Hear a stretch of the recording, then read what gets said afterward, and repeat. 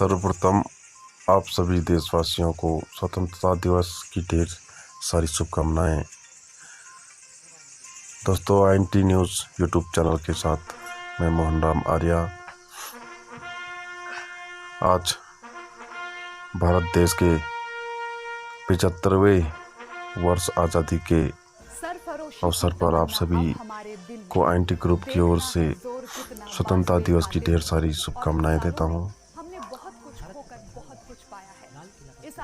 चलो फिर से वो नज़ारा याद कर लें, शहीदों के दिल में थी जो ज्वाला वो याद कर लें, जिसमें बहकर आज़ादी पहुंची थी किनारे पर, बलिदानियों के खून की वो धारा याद कर लें।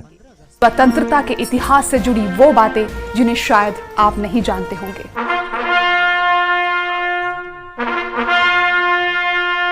15 अगस्त 1947 ये तारीख इतिहास के पन्नों में तो अमर हुई ही, पर साथ ही इसने हर भारतीय के नाम के आगे से गुलामी शब्द को हमेशा हमेशा के लिए काट कर फेंक दिया। तब हिंदुस्तान ने महसूस किया कि अब उसके हाथों से गुलामी की हथकड़ियां और पैरों से बेड़ियां कट चुकी हैं। लेकिन क्या कभी सोचा है कि क्यों 1947 में मिली आजादी के लिए 15 अगस्त को ही चुना गया?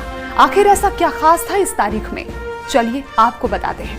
पहला कर्तव्य, पहला फर्ज किसी मुल्क के लिए, किसी कौम के लिए क्या होता है? पहला फर्ज है अपनी आज़ादी को मजबूत करना, कायम रखना। हर बात को इसी गज से नापना होता है जो चीज़ हमारे मुल्क की आज़ादी को कायम रखती है, हमारे मुल्क की एकता को कायम रखती है, हमारे मुल्क की तरक्की करती है कि नहीं। तारीख 15 अगस्त 1947, समय रात 12 बजे।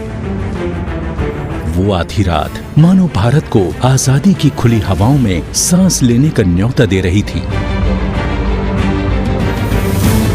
बेशक हमने गुलामी के 200 साल झेले हों, पर 200 सालों का वो दर्द मानो आजादी की खबर सुनकर ही दूर हो गया।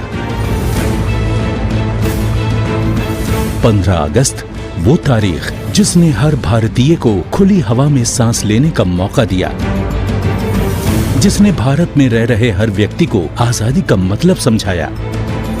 पर 15 अगस्त ही क्यों? हो सकता है ये सवाल आपके दिमाग में भी आया हो, तो इसका जवाब आज हम आपको देंगे। दरअसल फरवरी 1947 में लॉर्ड माउंटबेटन को भारत का आखिरी वायसराय चुना गया, जिन पर भारत को स्वतंत्रता दिलाने की जिम्मेदारी थी। शुरुआती योजना के अनुसार भारत को जून 1948 में आजादी मिलने की बातें हो रही थी और वायसराय बनने के तुरंत बाद लॉर्ड माउंटबेटन की भारतीय नेताओं से बातचीत भी शुरू हो गई थी। लेकिन ये जितना आसान दिखता था उतना आसान था नहीं, क्योंकि जिन्ना और नेहरू के बीच बंटवारे को लेकर पहले ही रस्साकशी चल रही थी। जिन्ना ने अलग देश बनाने की मांग रख दी थी, जिसकी वजह से भारत के कई क्षेत्रों में झगड़े शुरू हो गए थे। माउंटबेटन ने इसकी कल्पना भी नहीं की थी और इससे पहले कि हालात और बिगड़ते, आजादी 1949 की जगह 1947 में ही देने की बात तय हो गई। माउंटबेटन ही वो शख्स थे जिन्होंने भारत की आजादी के लिए 15 अगस्त की तारीख चुनी थी।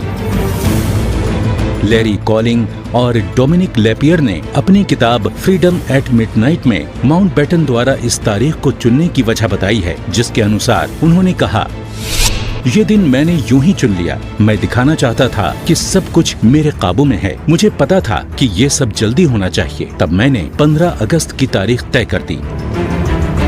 माउंटबेटन द्वारा चुनी गई इस तारीख को चुनने के पीछे सबसे बड़ा कारण था जापान, क्योंकि ठीक इसी दिन 2 साल पहले यानी 15 अगस्त 1945 को जापान के राजा हिरोहितो ने ब्रिटेन, अमेरिका और रूस आदि देशों की एलाइड फोर्सेस के सामने हथियार डालते हुए आत्मसमर्पण की घोषणा की थी। उस समय लॉर्ड माउंटबेटन एलाइड फोर्सेस के कमांडर थे और इस तरह अंग्रेजों ने जाते जाते भी भारत की आजादी की तारीख को भी ऐसे दिन के साथ जोड़ दिया जिस दिन जापान की सेना ने अपने घुटने टेके थे। बहरहाल इस बात का अब शायद कोई महत्व ना हो, लेकिन जब भी इतिहास के पन्नों को पलटा जाएगा तो 15 अगस्त के साथ 2 घटनाओं को याद किया जाएगा।